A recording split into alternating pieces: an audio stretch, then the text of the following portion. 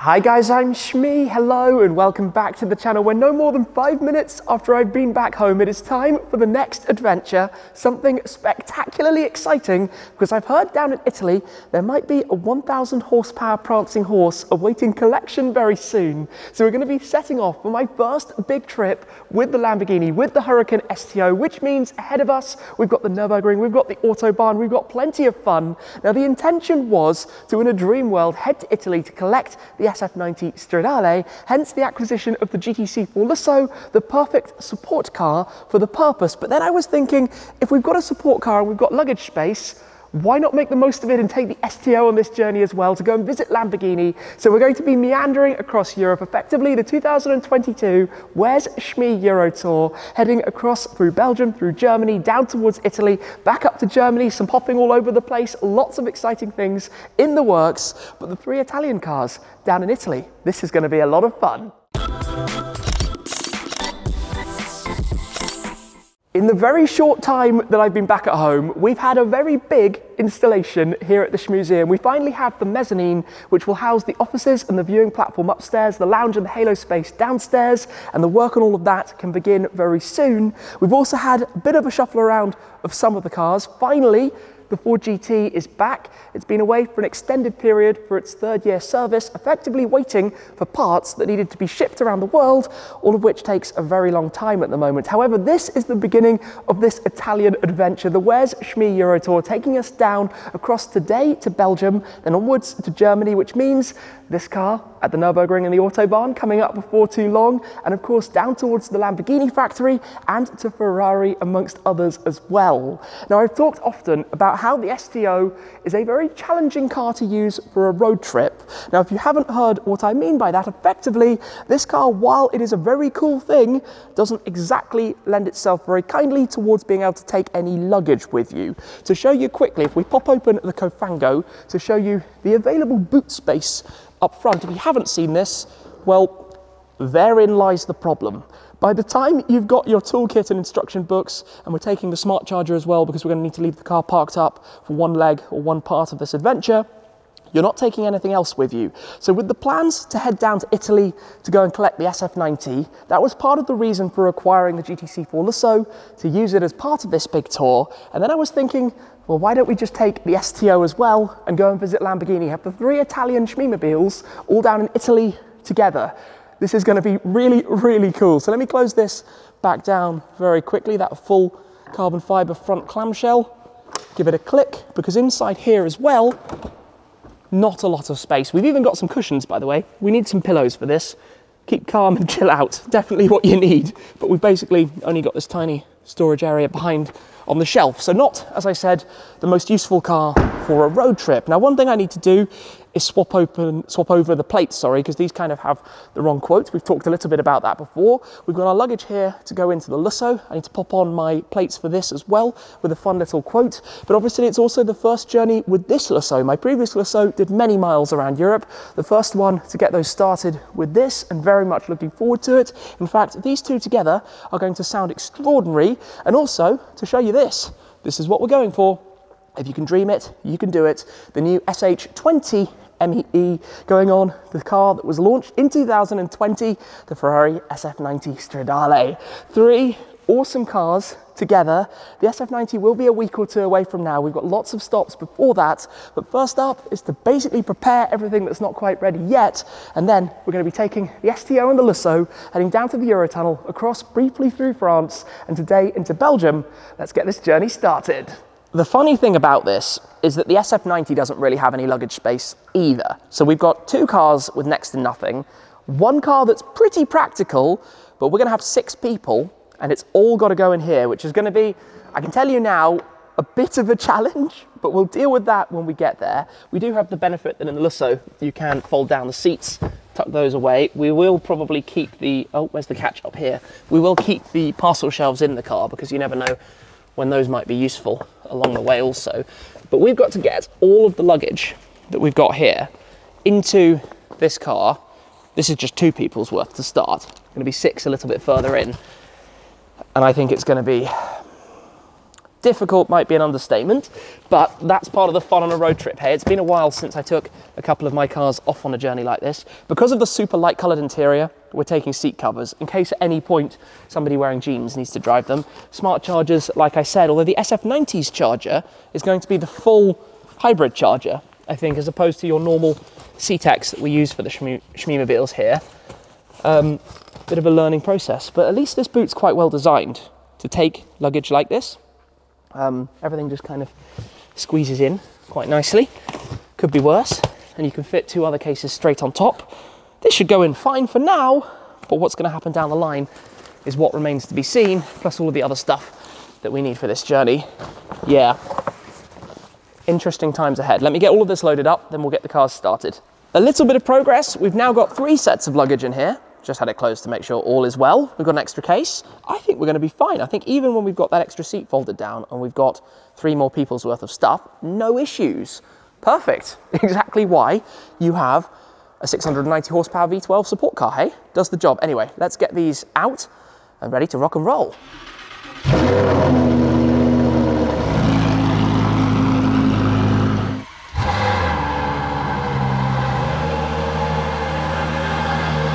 It is a surprisingly lovely day, which is very, very pleasant. We're heading out around the M25. This car, of course, now, with the exhaust valve slightly louder, sounds monumentally epic.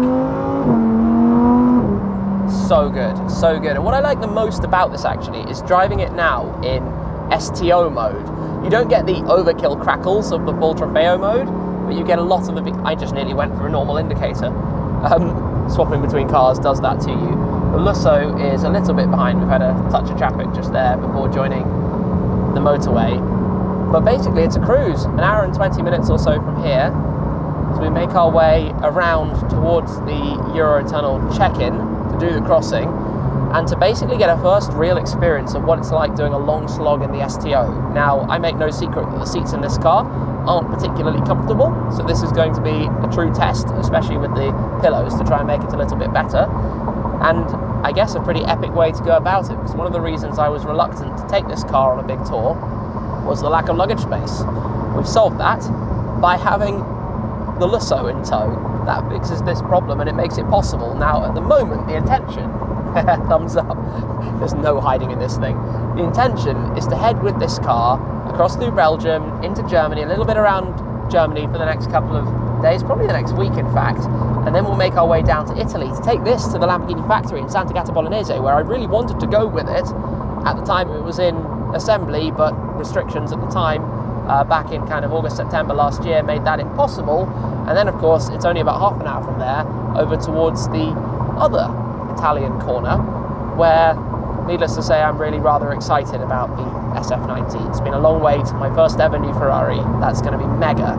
And then with all 3 cars, we'll come back up. I've actually got then a little bit of flying around on this Where Shmee tour to go to different places, including Zenvo, including some other things around, first drives in new cars, really epic things. And then finally, we'll head towards the Easter weekend at the Nürburgring. So for now, this is pretty much the view that we're going to have for a while. Hopefully it's going to be smooth, plain sailing, but we're heading towards the Eurotunnel to get this adventure properly underway.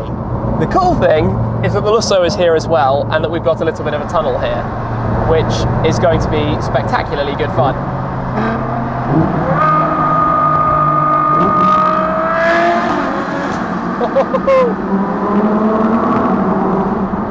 I tell you what, these two together, listen to this. That's nuts.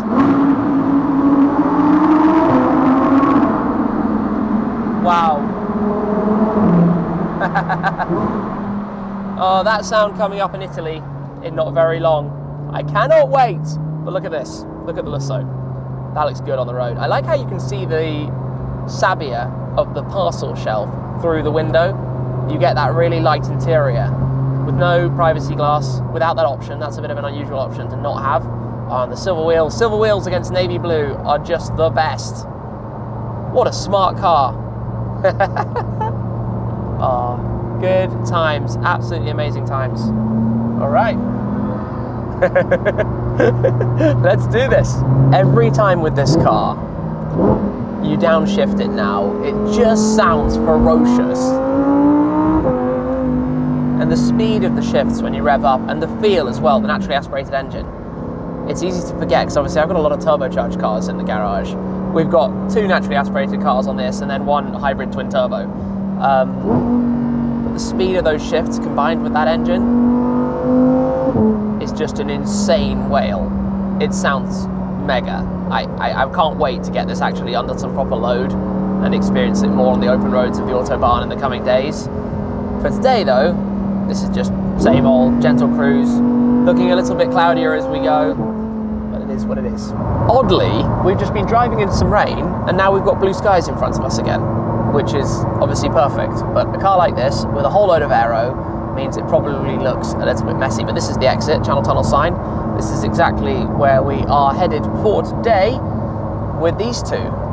Booked as the high, wider vehicles as always, but standard tickets rather than flexi tickets because the pricing's got a little bit of insane in terms of the increases recently. So standard is the way to go for this, and maybe a quick run in. We're just in time for our booked train, but I suspect we're probably going to end up on the one afterwards. Either way, we'll see in a moment, and then get ourselves boarded onto the train crossing.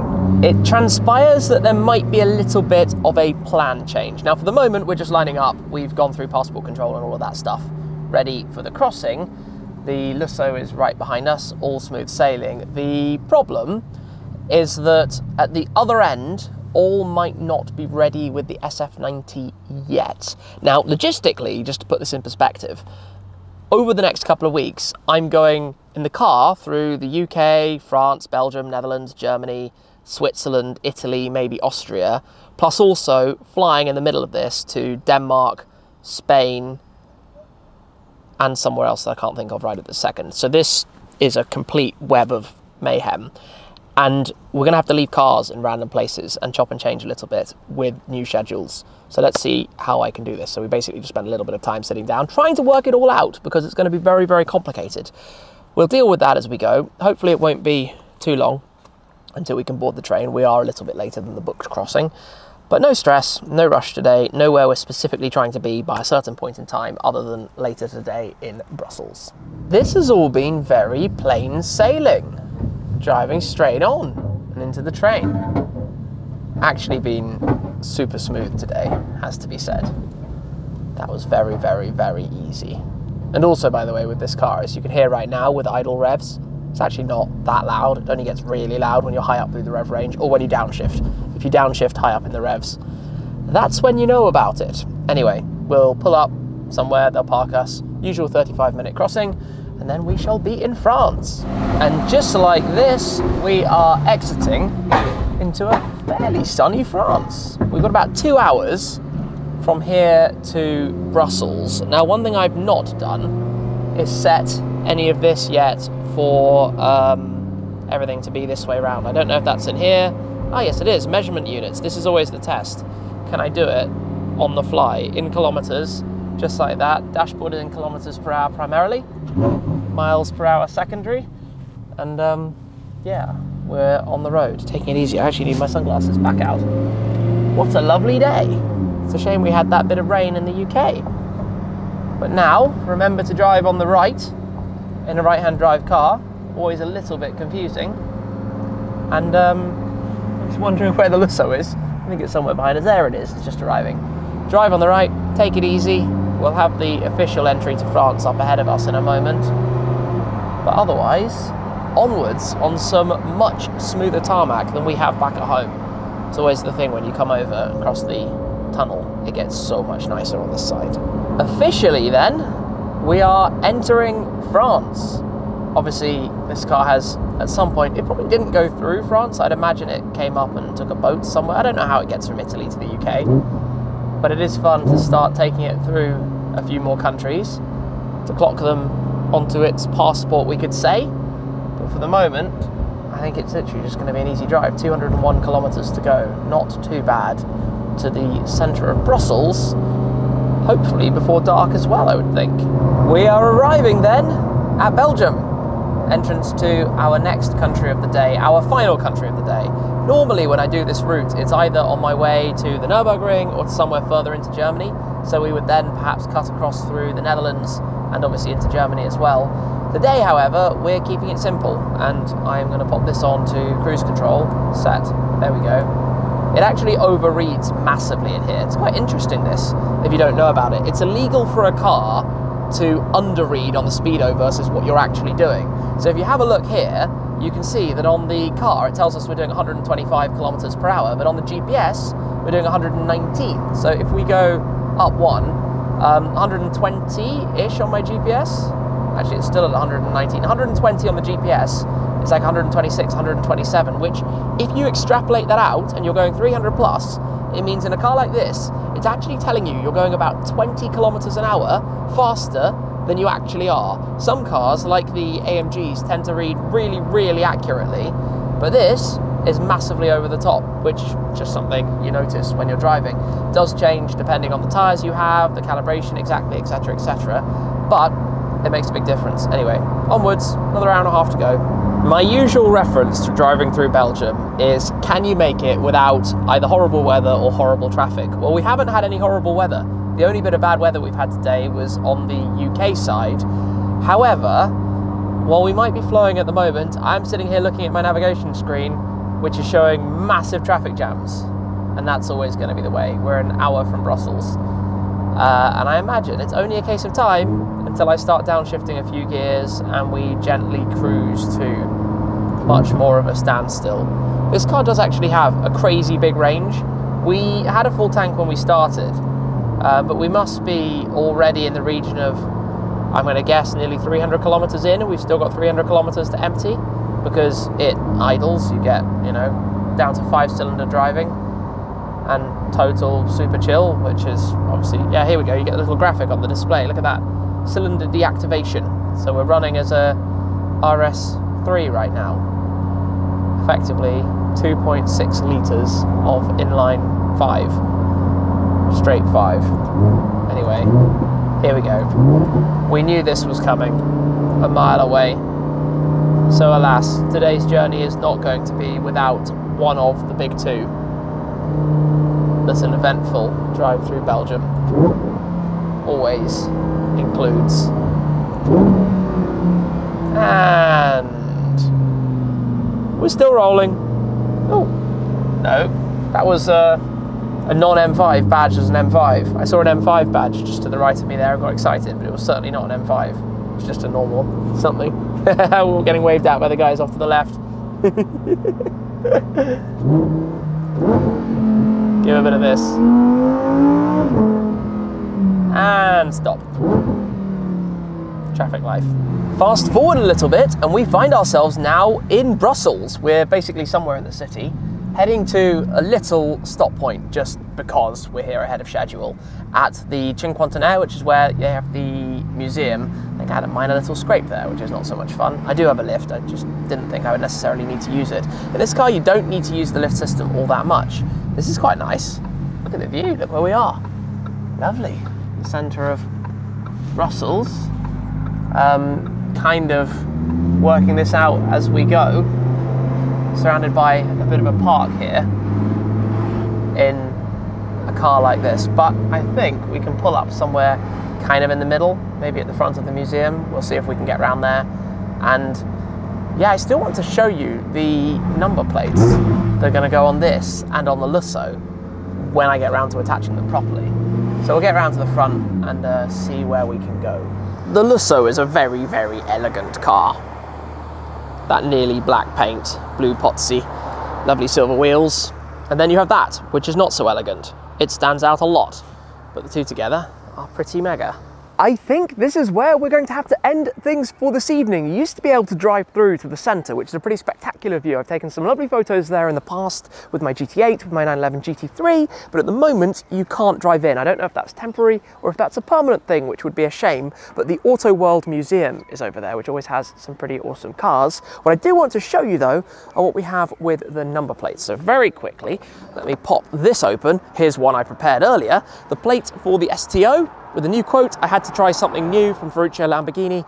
I think that is a good example of trying something new, especially for me as well. So we've got the founder of Lamborghini himself on that one. And for this car, 63, I've gone with aerodynamics for people who can't build engines, because this is all about the engine, something Mr. Enzo Ferrari was of course famed for to the maximum possible degree. And to be honest, having a comfortable, practical support car that happens to have a 6.3 litre naturally aspirated V12 that sounds as good as this does is a pretty good way to go about things. So we're a couple of hours in. It's actually not too far to come from London to Brussels. It's only about an hour and a half to the tunnel and then about 2 hours on this side. But obviously we're going to have a lot of the journey ahead of us still to come. A lot of exciting things, even if it might be slightly all over the place in the moment in my mind in terms of what's going to happen, where, when, how, what. But this is the start of Where's Shmee? It would be boring if it was easy, and I'm looking forward to sharing with you whatever does end up happening with these two and with the SF90 in due course. For now though, that's it. Thank you very much for joining for the adventure, the first leg, the first road trip with both of these Shmeemobiles, the GTC Lusso and the Huracan STO, and I will see you again very soon. Cheers!